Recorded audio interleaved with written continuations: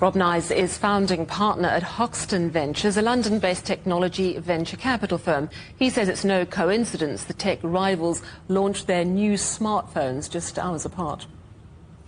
I think it's certainly no coincidence that whenever Apple has an announcement, everyone else wants to follow along and capture some of the excitement and be one of the other positions in the piece that's inevitably coming out in all the publications around the world.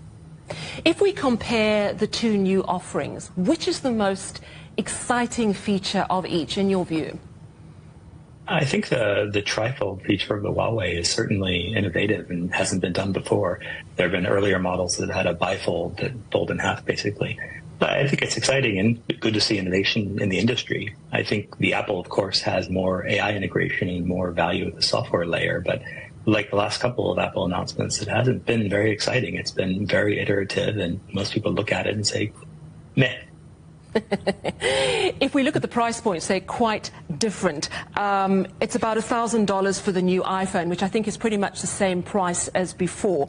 The Huawei coming in at around $2,600. Of course, the Huawei, as you say, with that trifold, can fold out basically into a tablet. So are they competing for the same markets? To some extent, they're competing at the very high end. Don't forget the highest end iPhone Max is probably closer to that price range itself with all the features maxed out and capacity. So I think certainly at the high end, there's hobbyists that want that novelty and want something new in their hands. Of course, there's only so many people that want a 10-inch device in their hands or have hands that big. But certainly it does overlap with people that must have the latest and greatest. Are foldable phones the future? Personally, I'm not really sure. I mean, I've seen them and tried them. Having a bigger screen is, of course, nice for certain things. If you're reading, larger things like PDFs.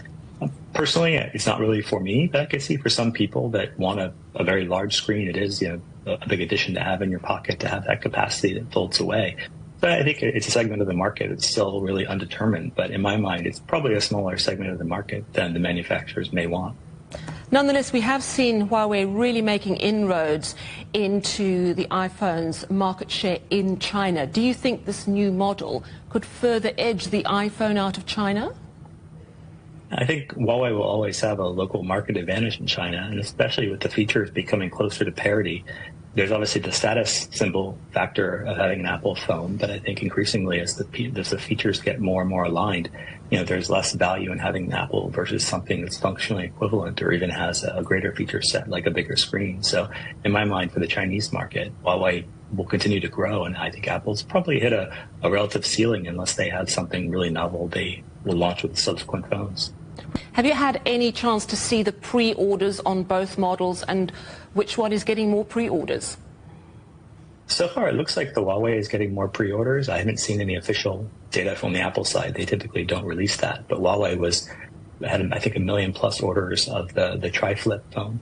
Of course, Huawei is also constrained by the fact supply chains are difficult for them, and they're not able to get all of the chips they need. So I suspect the actual fulfillment will be quite less on the Huawei side because they have capacity controls that Apple doesn't, because Apple owns more of the supply chain, has had more of the supply chain capacity.